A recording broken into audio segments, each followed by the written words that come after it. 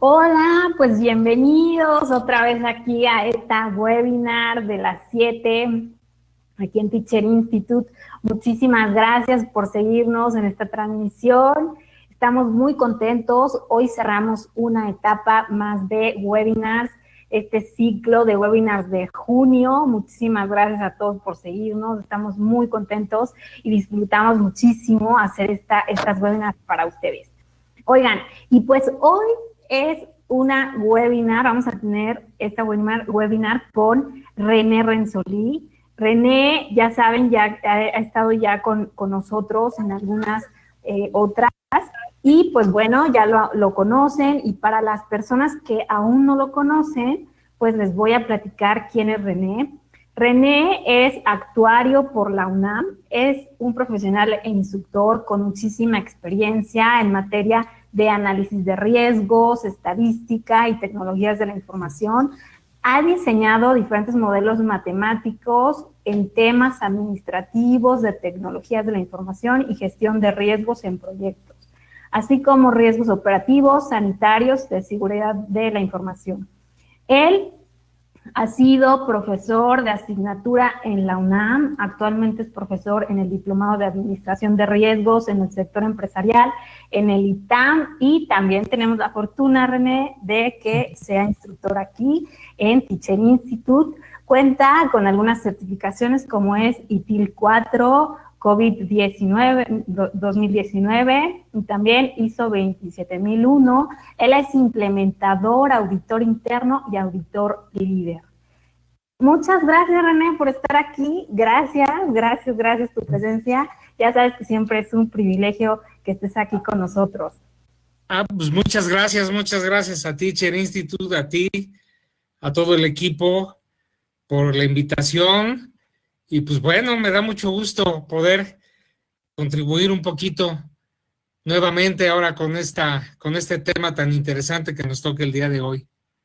Así es, y bueno, pues hoy vamos a estar compartiendo este tema, los dos, y vamos a hablar sobre cómo definir un programa de cumplimiento normativo, el famoso compliance de la empresa. Y bueno, pues vamos a hablar primero de qué es compliance, cuál es el objetivo de implementar un programa de compliance, para qué sirve, cuáles son los beneficios en la empresa. Tú en tu empresa hay un programa de compliance, cómo te beneficia, cuál es la metodología a seguir, cómo se vincula un programa de compliance con una gestión de riesgos, ¿no? Estas son las preguntas que vamos a tratar el día de hoy.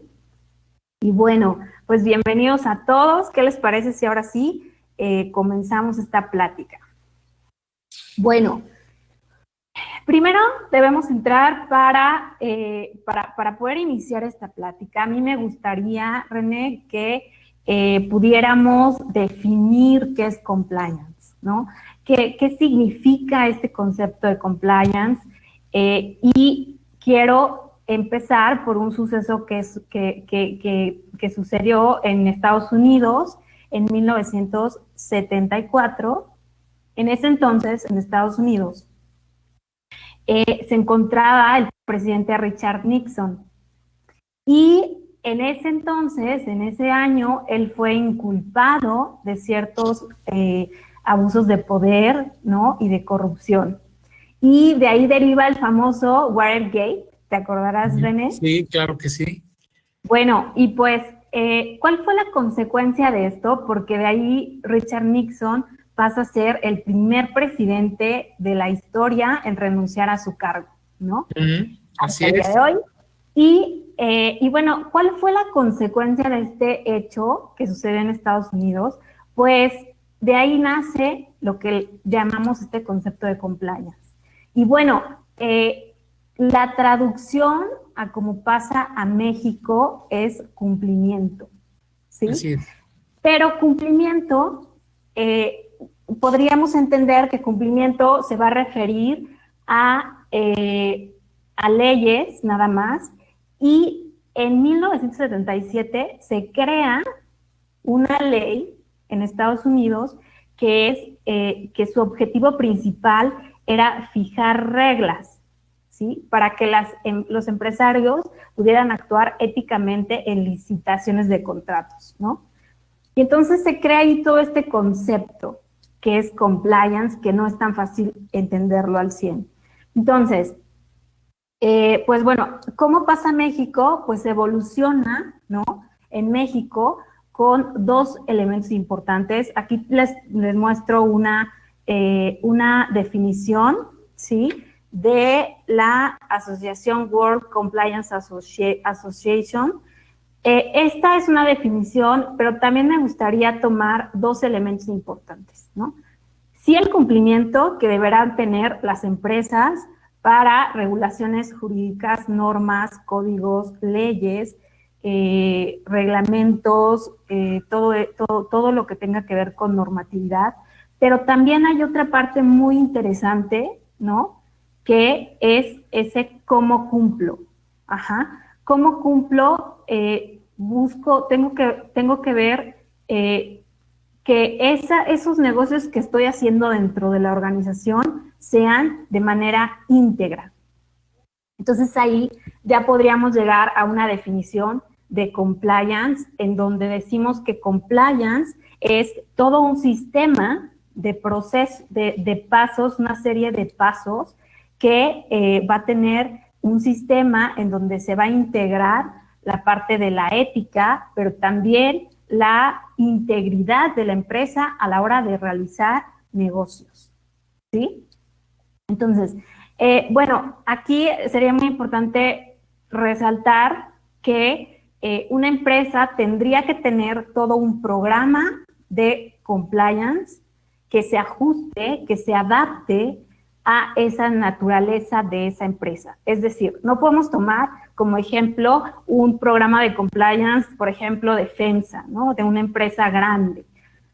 Tendría cada empresa que tener su propio programa de cumplimiento, ¿sale? De acuerdo a la naturaleza de la empresa. Y bueno, pues ahora me gustaría hablar un poco sobre esta parte de qué es ser íntegro a la hora de hacer negocios, ¿no?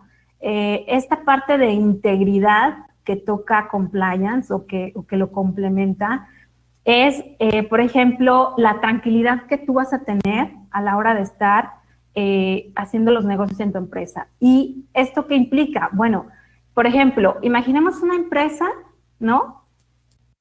Que se dedica a hacer ropa y ellos maquilan la ropa en, por ejemplo, la India, ¿no? Entonces, ¿qué pasa aquí? En la India podrían estar maquilando la ropa a lo mejor niños de menores de 12 años, ¿no? ¿Y qué pasa con esto? Pues bueno, que se destapa esta situación, ¿no? Y la empresa va a quedar completamente en un riesgo reputacional, ¿no? Y entonces va a caer completamente la reputación de la empresa y va a tener pérdidas bastante considerables, ¿no? Y entonces, ¿qué pasa aquí cuando tú quieres si tú quieres comprar ropa, obviamente no vas a escoger esta empresa, ¿no? Obviamente vas a escoger la empresa que, pues bueno, no tiene este tipo de prácticas. Entonces, esto también lo engloba compliance, ¿no? Es todo el concepto de compliance. Y bueno, de aquí, pues bueno, las empresas tienen que generar esta reputación, ¿no? Esta reputación para poder tener varios beneficios, ¿no? Y bueno, esto es más o menos cómo funciona un programa de cumplimiento, ¿no? Y cuáles son los beneficios en un programa de cumplimiento.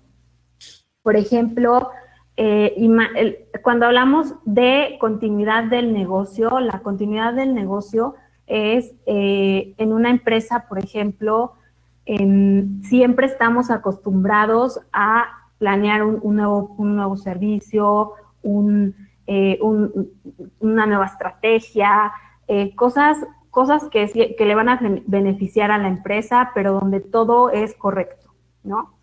¿Y qué pasa, por ejemplo, con las cuestiones que ponen en riesgo a la empresa? Por ejemplo, una pandemia, por ejemplo, un terremoto, cosas que van a dejar de sobrevivir, van a fracturar esa empresa de alguna forma, ¿no? Y está sujeta a riesgos. La continuidad del negocio se enfoca muchísimo en que la empresa pueda sobrevivir ante cualquiera de estas situaciones. Y entonces, tenemos aquí la forma en cómo se vincula un programa de cumplimiento, ¿no? Con un Business Continuity Plan, ¿no? Para un plan de continuidad del negocio. Entonces, ¿qué hacemos aquí? Pues bueno, aquí entra la parte de gestión de riesgos. Por ejemplo, nosotros debemos de tener identificados los riesgos, ¿no? De la organización. Tendremos que tener, pues, les tendremos que dar ciertos controles, ¿no? Para bajar y mitigar ese riesgo de la empresa. Y esto se convierte completamente en las decisiones estratégicas que se tomarán. Ajá. Entonces, se vuelve el beneficio también de un programa de cumplimiento es que tú puedas salvar la empresa en ciertas situaciones, ¿no? Por ejemplo, tengo un dato sobre esto. En México hay 5 millones de empresas. De esas 5 millones de empresas, 80% son pymes y no duran 2 años en su operación. Es decir, a los 2 años pueden llegar a colapsar. ¿Por qué? Porque no tomaron una decisión estratégica que les ayudara a salvar su empresa, porque ninguna empresa está, digamos, esperando una multa millonaria, ¿no? O sea, una sanción que los pudiera afectar o simplemente, como les decía, un terremoto, una pandemia, ¿no? Ahora, la parte de la reputación de la empresa, imagen y marca. Aquí hablamos de, por ejemplo, no sé si seguramente todas las personas que nos están viendo ahorita seguramente han escuchado personas que dicen, oye, pues estuve en una empresa donde me encantó estar, donde desde que llegué me trataron correctamente, me presentaron a mi jefe, me asignaron un lugar, me definieron objetivos, me definieron una metodología para cumplirlos, y cuando salí de esta empresa, pues bueno, me desglosaron lo que me correspondía, todo lo hicieron de manera que pudiera cerrar el contrato correctamente. Y bueno, también hemos escuchado, por otro lado, las personas que han estado en empresas que dicen, bueno, pues a mí la verdad me fue súper mal en esta empresa, ¿no? Casi cuando me despidieron, nada más me dijeron, saca tus cosas y ya te puedes ir, ¿no?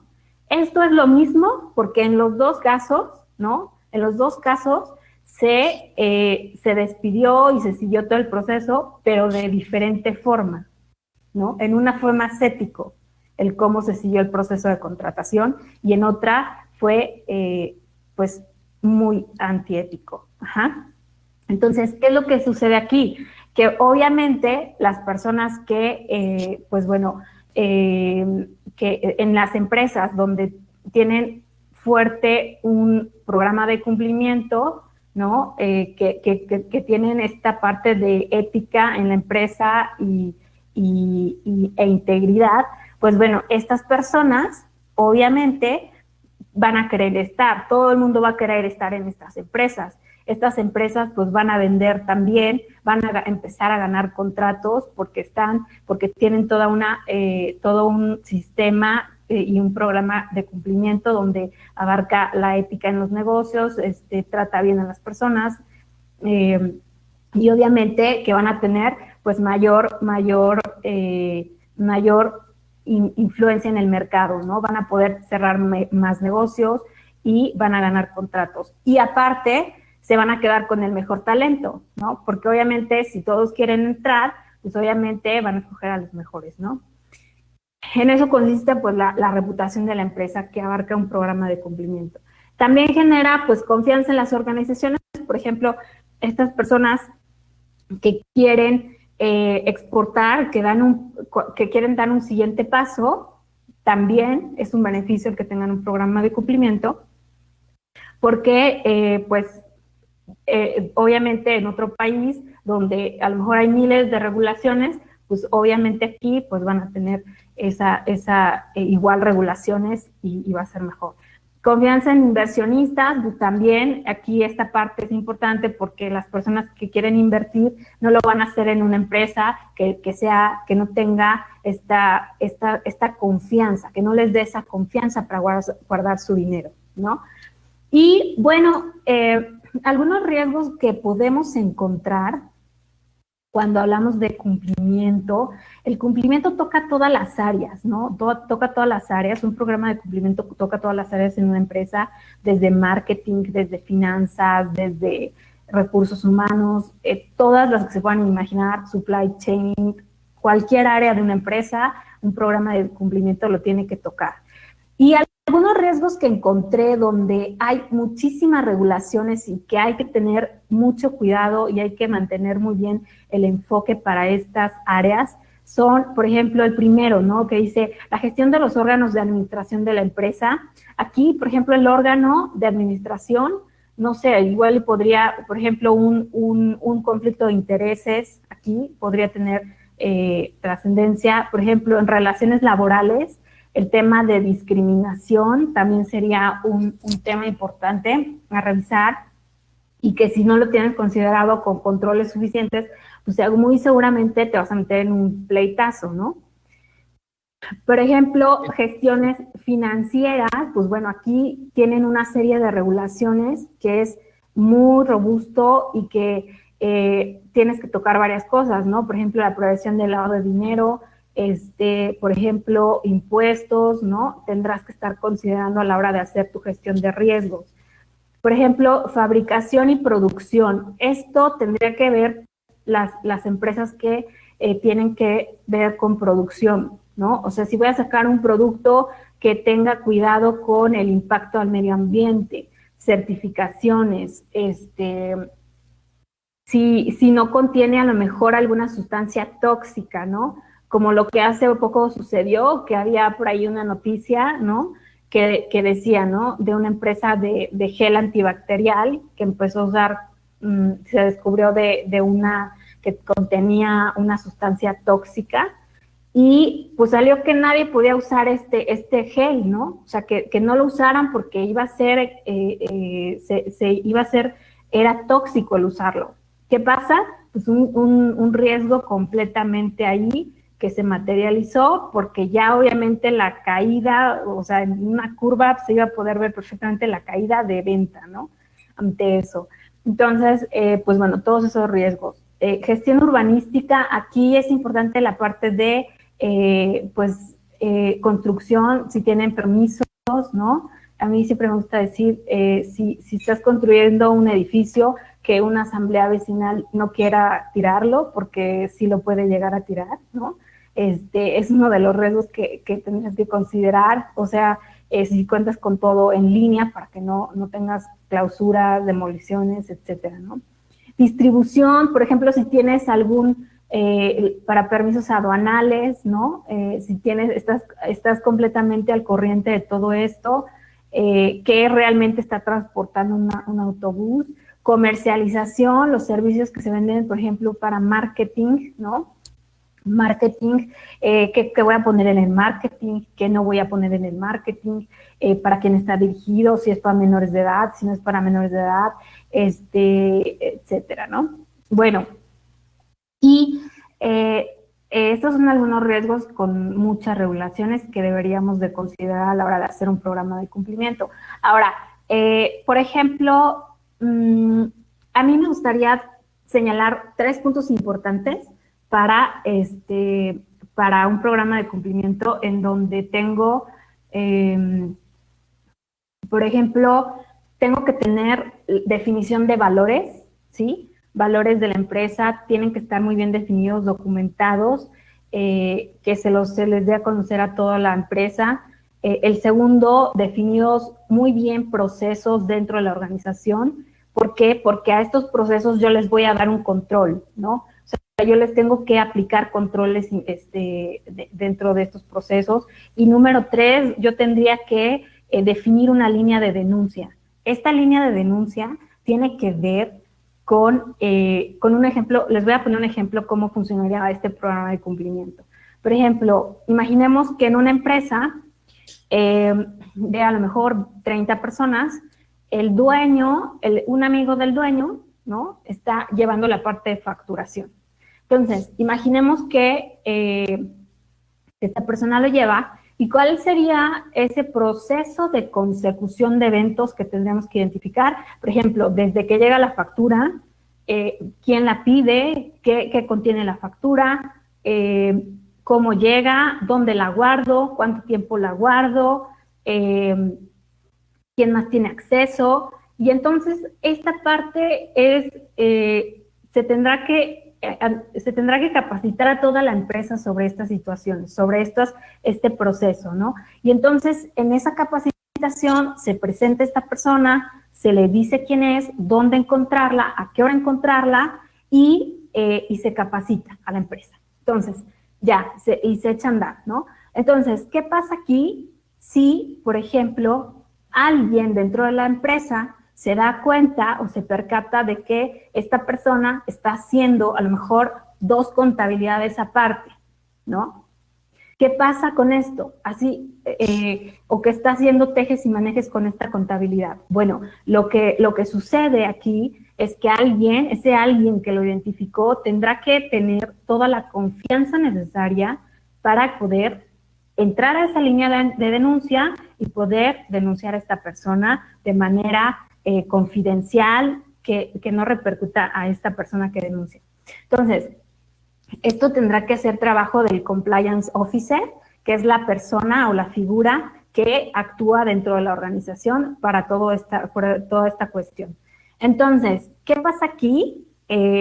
Lo que sucede es que esta persona compliance officer va a detectar esto, tendrá que hacer las diligencias correspondientes, ya sea llamando a un ministerio público para iniciar todo un proceso, ya sea penal o de manera interna. Entonces, después de todo esto, lo que hace este compliance officer es llegar de nuevo y decir, bueno, falló este proceso o fallaron los controles que yo había puesto y se tendrán que volver a hacer, ¿sale? Se tendrán que volver a implementar y se tendrá que volver a capacitar y se tendrán que cambiar. Más o menos así, a grandes rasgos, es como funciona un programa de cumplimiento en una organización, ¿sale? Y bueno, yo tengo 7 puntos claves que deberíamos de entender a la hora de estar en un programa de cumplimiento. Como ya les dije, un programa de cumplimiento abarca todas las áreas. Vas a tener que estar hablando con todas las personas, desde un órgano de administración hasta una parte operativa, todos, ¿no? Todos tienen que estar involucrados. Entonces, 7 puntos clave que deberíamos de tener. Por ejemplo, procedimientos. Aquí debemos de tener perfectamente definidos los procesos, las políticas dentro de la organización, ¿sí?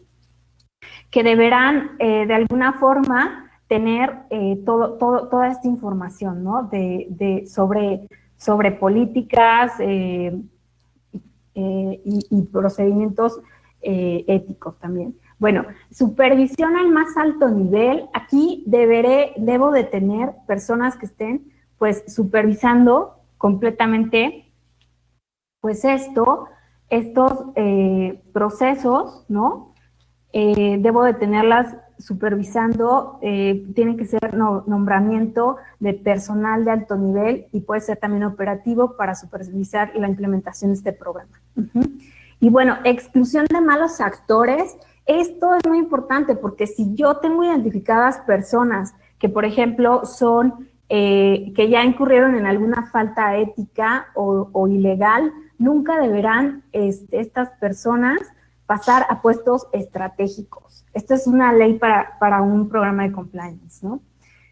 Comunicaciones, aquí es una fuerte campaña que debo hacer para realizar todo esto. Monitoreo permanente, debo de estar monitoreando siempre, cada momento, cada una de las actuaciones para detectar cualquier actuación ilegal. El cumplimiento es sí o sí, si hay una actividad ilegal o vulnerable de quien sea, yo tengo que hacer ese reporte, ¿no? Tengo que aplicar cualquier sanción. Bueno, y el autorreporte, yo tengo que estar manejando esos reportes de riesgo, ¿no? De cómo se están moviendo estos controles, si tengo que agregar más controles, si tengo que quitar más controles, si tengo que poner, si tengo que cambiar para esas decisiones estratégicas, ¿sale? Y también la parte difícil, que es si tengo que llamar a un ministerio público, ¿sale? Bueno, y me gustaría hacer una diferencia entre ética y cumplimiento para que quede un poco más claro. Por ejemplo, cuando hablamos de la ética, pues bueno, cuando hablamos de ética tiene que ver esa importancia de cumplir, pero la intención, tiene que ver más la intención de cómo cumplimos dentro de la organización, ¿no? ¿Qué valores, la intención de cumplir con base y fundamento en principios morales que haya definido la organización también. Ahora, y la parte de cumplimiento, pues ya se enfoca completamente en el cumplimiento normativo, ¿sí? De leyes, reglamentos y normatividad. Bueno, ahora sí, si quieres, René, adelante, te dejo con la metodología de este compliance, con mucho gusto, para que también nos platiques. Gracias, Luz María. Bien, entonces, de acuerdo a todo lo que nos platicó ahorita Luz María y que nos explicaba, hay muchas cosas que giran alrededor del cumplimiento, del compliance, pero siempre decimos, bueno, ¿por dónde empiezo? Porque de dónde empiezo a jalar la madeja para poder saber todo lo que debo de cumplir yo como empresa. Entonces, para eso existen metodologías. Hay varias metodologías, algunas están implícitas en algunos ordenamientos y otras, gente que se ha dedicado a esto, como la organización de COSO, tiene todo su marco de referencia de cumplimiento y de control interno establecido. Entonces, nosotros generalmente cuando hemos tratado de ver todos estos riesgos que están asociados al cumplimiento, empezamos siempre, tenemos que tener un punto para jalar la madeja, ¿no? Y ese primer punto siempre va a ser identificar a los stakeholders o grupos de interesados a nivel de la organización. ¿Qué entendemos por stakeholder? Es toda persona o grupo de personas cuyas decisiones pueden afectar a la empresa o que acciones de la empresa pueden afectar sus intereses de los stakeholders. Entonces, a partir de ellos podemos empezar a descubrir. Y al hablar de stakeholders, no nada más estamos hablando de los socios, de los directores. Aquí, en este caso, estamos hablando de los trabajadores, de los clientes, de los usuarios, de las autoridades, de la sociedad en general, y tenemos que identificar todos. Y obviamente tenemos que analizar sus expectativas de la organización. Por ejemplo, ¿cuál sería la expectativa en la organización de los stakeholders que son empleados? Pues algo que esperan es conservar su trabajo y desarrollarse personal y profesionalmente. Entonces nosotros tenemos que cuidar eso. Y también tienen expectativas de duración en el trabajo y que si por algún motivo ya no van a estar en el trabajo, se les trate, como decía hace rato Luz María, en forma ética. Entonces, de todos los interesados y los stakeholders tenemos que hacer una comparación sobre cuáles son sus expectativas y qué pasaría si no cumplimos la expectativa. Porque el cumplimiento se va a ir por esa rama. ¿Qué pasa si no cumplo la expectativa? La autoridad espera que yo pague impuestos. ¿Qué pasa si no los pago? Y ahí estamos cayendo dentro de lo que es la ley de la parte del cumplimiento normativo. Una vez que tenemos identificados en todos los stakeholders sus expectativas y qué pasaría de cumplirlas a no cumplirlas, tenemos que elaborar un modelo de contexto entre la organización y los stakeholders. ¿Qué quiere decir un modelo de contexto? De acuerdo a las metodologías y a las buenas prácticas, en un modelo de contexto, yo tengo que poner al centro la organización, la empresa, y entonces yo empiezo a analizar interesado por interesado, empiezo a hacer un análisis, a ver, clientes, ¿qué me pueden pedir a mí los clientes? ¿Y qué es lo que yo les tengo que responder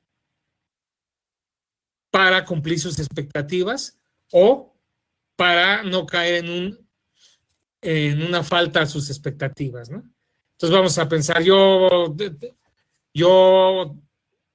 tengo hamburguesas, ¿no? En McDonald's, Burger King, el que quiera, ¿no? El cliente que entra tiene una expectativa, ¿no? La expectativa es que va a poder encontrar lo que quiere comer, que va a saber exactamente igual a lo que siempre saben en esos restaurantes, que va a tener un precio justo y que no, y sobre todo que va a tener sanidad, que no va a tener, que no se va a enfermar del estómago o cosas por el estilo, ¿no? Entonces, el cliente tiene unas expectativas y yo tengo que ver como empresa cumplirlas y a ver qué pasa si no las cumple. Bueno, de entrada, si llega y no encuentra un lugar limpio, higiénico, hoy en día diríamos sanitizado, él puede demandarme o puede meter una queja a la Procuraduría del Consumidor. Si come de mis hamburguesas y se enferma, pues puede también demandarme.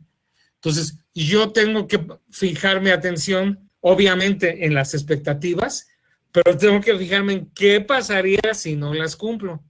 Y así con todos los stakeholders se va armando el contexto. Uno por uno vamos viendo qué pasa si no cumplimos sus expectativas. A veces puede ser una expectativa subjetiva que no nos puede generar un problema legal o jurídico, nos puede generar nada más de reputación. Pero también a la larga la reputación aleja o atrae a los clientes. Por eso es importante también analizar todas las posibilidades de que un stakeholder me pida algo y qué le tengo yo que entregar o contestar. A mí me pide autoridad mi declaración del IVA y del ISR. Ok, yo las tengo que entregar cada mes y la anual. ¿Qué pasa si un día yo no cumplo esa expectativa? Pues me va a llegar un requerimiento del SAT y puedo tener problemas muy grandes, ¿no? Aquí estamos viendo ahorita algunas situaciones de algunas empresas que no han pagado impuestos en años, el problema que tienen, ¿no? Pero en fin, hay muchos ejemplos, ¿no? Ahora, una vez que ya tenemos elaborado nuestro contexto, tenemos que investigar toda la normatividad que rige cada una de las interrelaciones. Por ejemplo, en los trabajadores, ¿qué es lo que me rige? Pues me rige la Ley Federal del Trabajo, me rige la ley del IMSS, y entonces yo ahí tengo que ver, pues fíjate, yo tengo que pagar la cuota del IMSS, tengo que darle su aguinaldo de ley, y ahí voy empezando ya, uno por uno, a ver todo lo que tengo que cumplir yo para cada stakeholder o grupo de interesados. Al SAT, pues tengo que tener la resolución de la miscelánea fiscal, el Código Fiscal Federal. Como sociedad anónima, pues tengo que ver en la ley de sociedades mercantiles qué debo yo de cumplir. Y entonces sí tengo que ver, pues hay que cumplir esto, y ahí voy armando ya todo mi cumplimiento. Entonces, si ponemos la siguiente, por favor, Luzma. Voy. Listo. Gracias.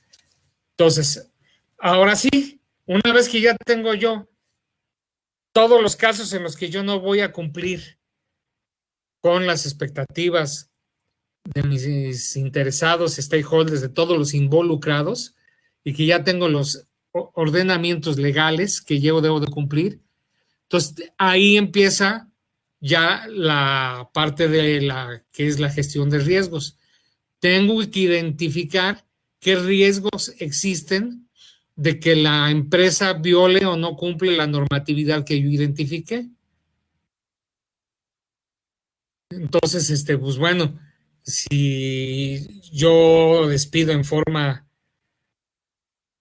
inmoral o antiética a un trabajador, pues yo debo de esperar que tengo el riesgo de que me demanden. Y si me demandan, yo puedo llegar a perder mucho más. Hasta puedo tener que reinstalarlo y pagarle salarios caídos y me va a salir más caro el caldo que las albóndigas, ¿no? Aparte de que pues, puedo tener también multas de otro tipo de organizaciones gubernamentales o sindicales, en fin, ¿no? Por cierto, los sindicatos también son un stakeholder, ¿eh? Para cuando se haga este tipo de valoraciones, ¿no? Pues ya que tengo identificados todos esos riesgos, tengo que evaluar las causas y consecuencias que puede existir en cada uno de los casos. Puede haber causas financieras, reputacionales, legales, inclusive, puede llegar a consecuencias tan fuertes de que la empresa cierre. Vamos a pensar que una compañía de seguros, la Comisión Nacional de Seguros y Fianzas, establece una cantidad tope de sumas aseguradas que puede contratar por un riesgo, vamos a pensar responsabilidad civil o gastos médicos mayores, y de repente es un plan que les está sirviendo y empiezan a contratar más riesgo del que les autorizó la Comisión de Seguros y Fianzas. En ese momento la comisión les puede quitar el permiso. Igual, por ejemplo, los proveedores de facturas que para emitir los famosos FDIs electrónicos del SAT tienen que cumplir cierta normatividad. Si no la cumplen, entonces el SAT les puede quitar el permiso, y en esos casos sí podemos hablar de que se puede cerrar la empresa para siempre. Inclusive las reputacionales, si la mala reputación es como el colesterol que le dicen que es el asesino silencioso, ¿no? La mala reputación empieza a tirar clientes, los clientes empiezan a tirar los ingresos empiezan a tirar las ganancias, y al rato hay una pérdida financiera, y trajo como última consecuencia en esa cadena de causa-efecto, y la última consecuencia fue cerrar la empresa. ¿Y por qué cerró? Pues es que ya no venían los clientes. ¿Y por qué no venían los clientes? Pues porque fíjate que varios se me enfermaron del estómago el día que vinieron a comer y fueron a dejar. Y así. Entonces, de eso se trata este punto, de hacer una evaluación causa-raíz y ver todas las causas y consecuencias posibles por cada uno de los riesgos identificados. Una vez que ya tenemos todo eso, tenemos que sacar nuestros modelos de probabilidad. ¿Qué pasaría si se materializa uno de esos riesgos? Y ahí lo que nosotros tenemos que hacer es ir viendo también qué probabilidad existe de que se dé y cuál sería la consecuencia monetaria o cuantitativa, que eso también tiene sus técnicas para hacerse. Y ya que tengo yo bien evaluados todos esos riesgos, entonces tengo que darle prioridad cada uno. El que tenga mayor probabilidad y mayor consecuencia, pues son los primeros que tengo que tratar. Como decía al principio Luz María, tengo que implementar controles dentro de los procesos para controlar, para mitigar esos riesgos de alta prioridad. Y así tengo que ir viendo uno por uno de todos los ordenamientos asociados con todos los stakeholders y todo lo que nos pueden pedir y que nosotros les tenemos que cumplir. También tenemos que elaborar, ya una vez que tengamos bien definidos la prioridad de los riesgos, se elabora el programa de tratamiento. El programa de tratamiento generalmente es un programa de trabajo. Ahora sí que estamos hablando en un grupo donde hay mucho project manager. Se hace un programa de trabajo, un project completo sobre el tratamiento de los riesgos. El tratamiento de los riesgos es lo que le hemos dado en nuestra metodología a llamar al riesgo hay que darle mate. O sea, hay que mitigarlo, hay que aceptarlo, hay que transferirlo o hay que eliminarlo. Mate, ¿no? Entonces, por cada riesgo yo voy a tener un tratamiento y cada tratamiento es una o más actividades que tengo que hacer y tengo que tener un proyecto. Entonces, esto también es muy importante dentro del rubro de la especialización de teacher, ¿no? Que es la gestión de proyectos. Aquí hay uno más que se puede hacer, ¿no?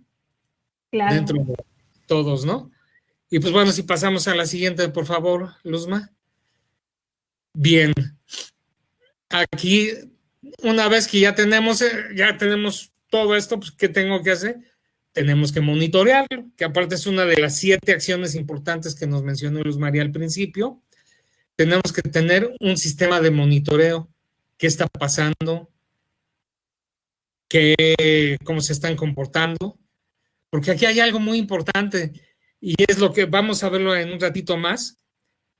Puede ser que los dueños, los accionistas, el director general tenga muchos valores y sea muy ético, pero eso lo tiene que hacer permear a los trabajadores y los trabajadores tienen la obligación de hacer ver esa visión de negocio ético de los patrones, lo tienen que hacer en el día a día con los clientes, con los usuarios, con sus compañeros de trabajo, con los prestadores de servicio, con los proveedores, con todos.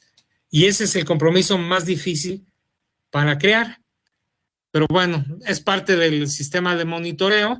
Tenemos que establecer el plan de comunicación, sobre todo la gestión de cumplimiento y de riesgos, que aparte esto se toma mucho en cuenta después para evaluar si una empresa se comporta de forma ética.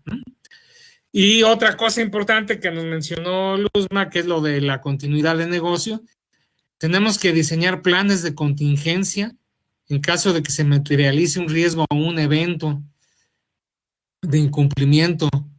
Por ejemplo, las compañías automotrices tienen unos que les llaman boletín de campaña. Cuando se dan cuenta que una pieza o algo está fallando, identifican rápidamente los números de serie que tengan la parte defectuosa y mandan cartas y mandan correos y avisan a todos los que compraron ese modelo de auto con esos números de serie y les piden que pasen a la agencia y lo corrigen. Ese es un plan de contingencia cuando se enteran que una pieza está mal. El caso más sonado de los últimos años fue cuando falló el componente del acelerador de Toyota. Eso fue muy importante. El plan de contingencia generalmente tiene 4 etapas muy importantes. Primero es cuando se detecta. Cuando se detecta viene la etapa de crisis. Y ahí tenemos que ver el manejo de crisis. Tenemos que ver qué le vamos a decir a los medios, si es una empresa pública, obviamente, o muy conocida. Tenemos que ver qué puedo hacer para continuar operando, porque el negocio tiene que seguir operando, aunque haya problemas. Y, por último, recuperar la situación a como estaba antes de los incidentes. Son las 4 grandes etapas que trae el plan de contingencia cuando se presenta una materialización de un riesgo. Y ese es uno también de los problemas ahorita más grandes que existen. Hace unos años todavía, vamos a pensar unos 10, 15 años por allá, si llegaba uno al banco y no había sistemas, te atendían a la antigüita y tenían sus listadotes y buscaban si tu cheque tenía fondos o no del día anterior o algo así. Fue por los 90s, ¿no? Hoy en día ya no. Si se les cae el sistema ya plano ni te atienden, ¿no? Ya llegaron a una dependencia tecnológica tan fuerte que sus planes de contingencia cambiaron. Obviamente la Comisión Bancaria les obliga a tener 2 centros de datos para que si falla uno entre otro. Pero hace unos meses, poco antes de la famosa esta pandemia, no sé si recuerdan que hubo un sábado donde todas las tarjetas de crédito de falló la empresa que gestiona las tarjetas de crédito y le fallaron los 2 centros de datos. Y hubo un caos tremendo aquí a nivel nacional. Prosa se llama la empresa que hacía las gestiones. Perdió los 2 centros de datos y no había forma. Pero bueno, esa es parte de lo que se tienen que diseñar en los planes de contingencia que debemos de tener. Y todo lo que es recuperar, la facilidad de recuperar la empresa a como estaba en la forma más rápida posible, son conceptos que maneja el tema de la resiliencia. Entonces, todo eso lo tenemos que tener en cuenta para este tipo de planes que debemos de diseñar, ¿no? Entonces, aquí, como les decía, si pasamos a la siguiente, Luzma, por favor. Aquí, Luzma nos presenta una gráfica donde podemos ver las empresas, las 20 empresas, el top 20 de las empresas más éticas que hay aquí. Entonces, si quieres platicar algo de esto, mi estimada Luzma, bueno, yo les digo la metodología que usaron para esto. Sí, esta gráfica que les estoy mostrando, a ver si se alcanza a ver mejor. Bueno, no. En esta gráfica hicieron una encuesta a 97 compañías, la hizo la revista Fortune, ¿no? La revista Fortune México, y tomó 97 compañías, les aplicó una prueba de 35 reactivos, ¿no? Y estos reactivos los contestaron un representante de cada compañía y tomaron una muestra de los colaboradores, ¿no? Entonces, esta muestra de colaboradores de la organización por lo menos tenía el valor de un 70%. Entonces, tomaron a las empresas que se acercaron, 30 empresas que se acercaron a la calificación de 70 y salieron estas empresas, ¿no? Por ejemplo, la primera, no sé si se alcanza a ver bien, pero la primera es Sanofi y la última es Resuelve tu Deuda, ¿no? La que apenas alcanzó a tocar esta estadística. ¿Y cuál fue el objetivo de hacer esto? Pues bueno, el objetivo era encontrar las empresas más éticas de México en este año 2020 y lo que se buscaba era saber qué tanto vivían la cultura ética organizacional, ¿no? Qué tanto sabían de la diferencia que existía entre un cumplimiento normativo y la ética organizacional. Y bueno, tomaron diferentes reactivos como, por ejemplo, pues bueno, qué tanto promovían los stakeholders esta ética en la organización, con clientes, colaboradores, proveedores, etcétera, ¿no? Y también qué tanto contribuían a otras comunidades y a personas que tenían en su entorno, qué tanto eran éticos en la forma de, por ejemplo, permear en la organización, los stakeholders o las personas que tenían los puestos de responsabilidad, qué tanto inspiraban a sus colaboradores en las actividades que realizaban día a día, ¿no? Entonces, pues bueno, esta es la estadística que se muestra. Así es, el método que utilizaron es un método que se utiliza mucho en este tipo de encuestas y inclusive de auditoría, que es el de las 3 Cs, que es evaluar, medir la eficiencia y evidencia. Entonces, lo primero que hacen es evaluar los valores. Digo, hay empresas y desafortunadamente en mi experiencia me ha tocado ver una empresa que decía misión, aumentar los ingresos. Objetivos, aumentar los ingresos. valores, aumentar los ingresos. Y no es chiste, ¿eh? Sí Sí, existió, claro. Sí, sí, sí. ¿no? Entonces, hay que evaluar los valores, qué tan apegados están a un comportamiento ético.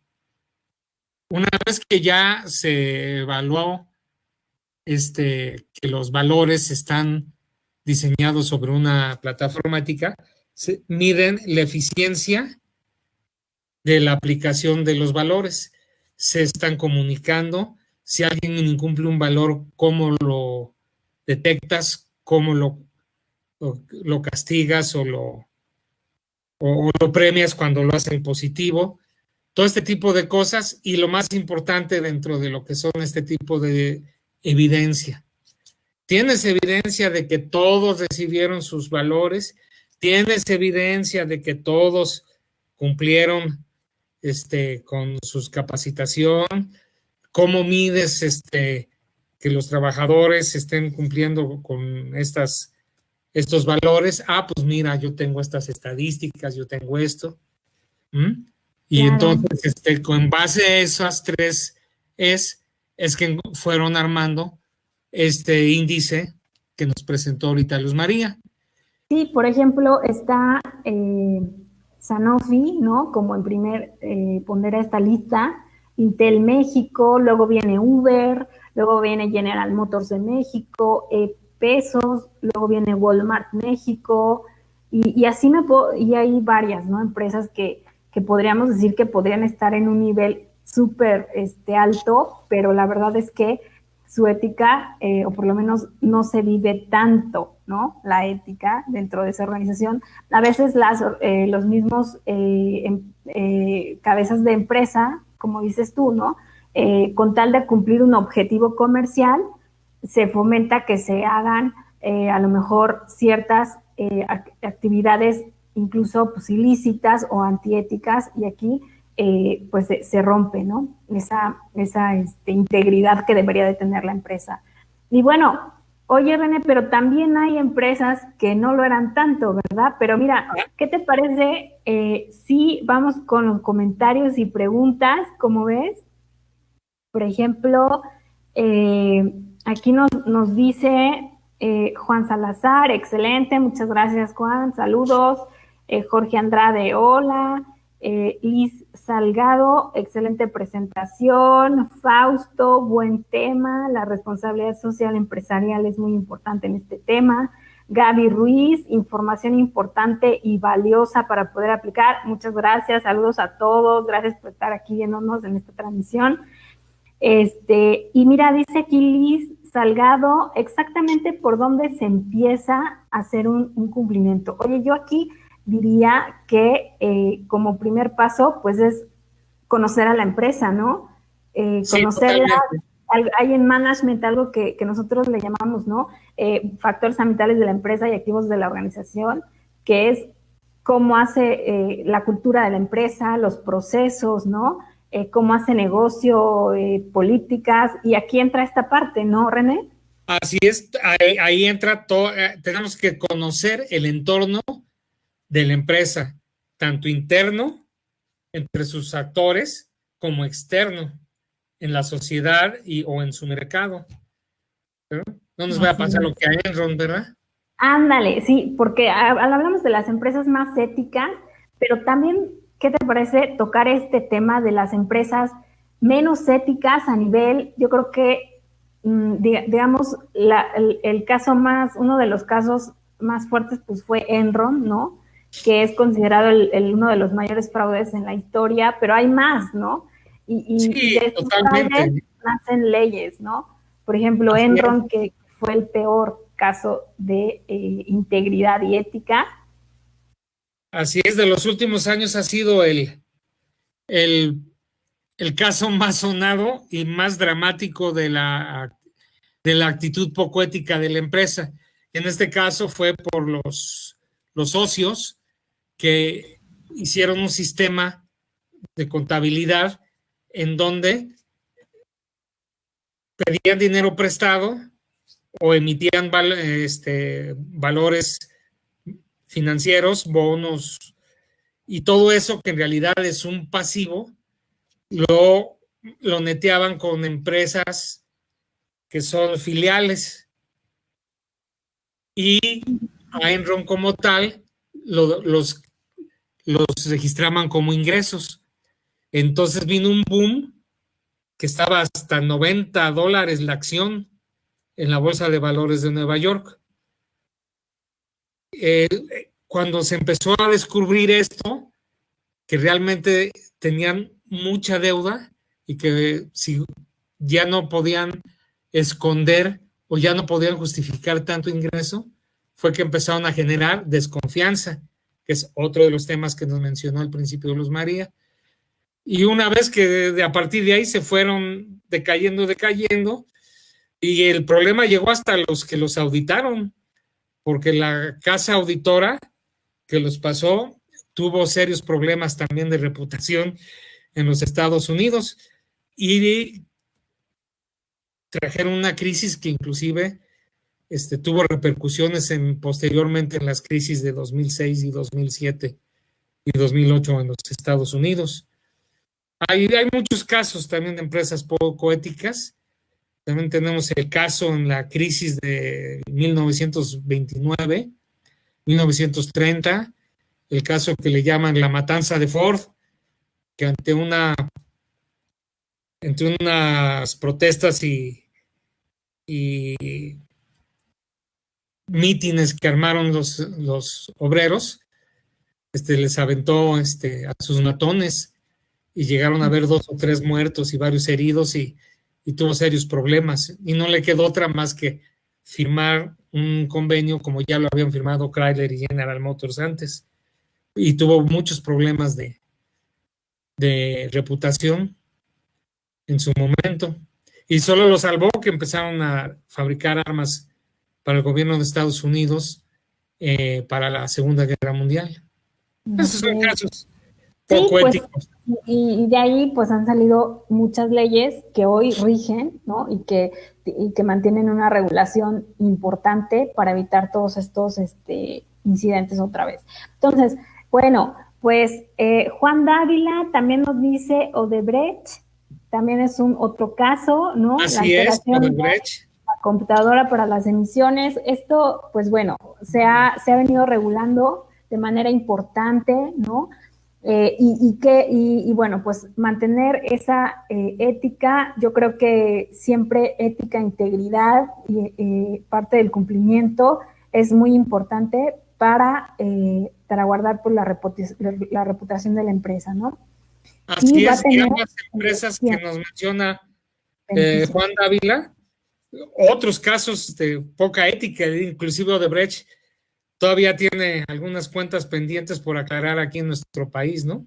Así es. Que bueno, son temas escabrosos, pero estamos conscientes de esos, ¿no? Excelente. Oye, pues gracias, René, por esta plática que tuvimos. La verdad es que creo que fue muy interesante ver cómo se diferencian los beneficios que puede tener una empresa manteniendo un programa de cumplimiento, ¿no? Es algo que viene muchísimo ahora para todas las empresas. No, esto no es parte, por ejemplo, de empresas grandes. Muchas personas piensan que esto es parte de empresas globales donde tienen sedes en otros países y en muchos lugares, pero la verdad es que esto también lo necesita una pyme, ¿no? Y creo que más lo necesita una pyme para poder continuar, pues, el negocio, ¿no? Y para poder para sobrevivir, ¿no? A todas estas circunstancias y darle continuidad al negocio. Esto es muy importante y mantener, pues bueno, esos puntos que ya tratamos. Bueno, pues muchas gracias, René, muchas gracias a todos por estar aquí, por vernos en esta transmisión. Gracias, Gwen Gómez, saludos, gracias por vernos. Juan Dávila, muchas gracias. Y pues bueno, para cerrar, tengo algunos anuncios para ustedes. Terminamos junio, un mes que estuvo muy agitado, pero como siempre lo disfrutamos muchísimo. Y para julio quiero contarles que aquí en Teacher Institute vamos a tener el taller para certificarse como PMPs. Este taller, recuerden que está estudiada, la metodología pertenece a Teacher Institute para poder aprobar el examen. Recuerden que este taller lo va a entregar Raimundo, quien, pues bueno, tiene las 4 P's de PMI y también es autor de estándares internacionales de Project Management. Y bueno, pues esperamos que les haya encantado esta transmisión. Muchísimas gracias a todos. Estén pendientes para las nuevas que vienen para julio, que ya tenemos también ideas y tenemos ya algunas propuestas. Así que, pues bueno, ahora sí que nos vemos en julio. Muchísimas gracias a todos. Les mando un saludo y gracias. Gracias, René, por haber estado participando aquí. Gracias. No, gracias a Teacher Institute, gracias a ti, gracias a todos. Gracias. Hasta luego.